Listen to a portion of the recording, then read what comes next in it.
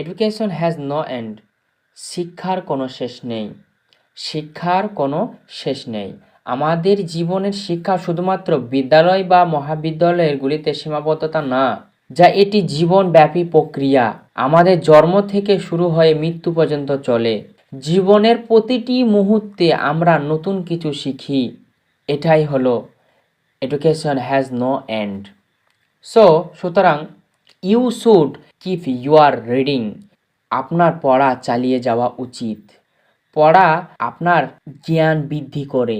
আপনি নতুন নতুন তথ্য ধারণার সম্পর্কে জানতে পারেন। তাই you should keep your reading. Many young men close their books when they have their degrees and learn no more.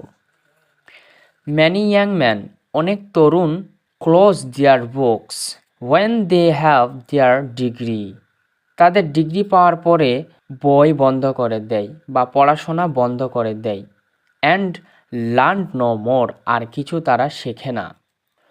অনেক স্টুডেন্ট ডিগ্রি পাওয়ার পরে আর পড়াশোনা চালিয়ে যেতে পারে না, কোনো চাকরিজীবীতে বা ফ্যামিলির কাজকর্মে যুক্ত হয়ে যায় এবং পড়াশোনা আর করে না, তারা কিছু আর শেখে না।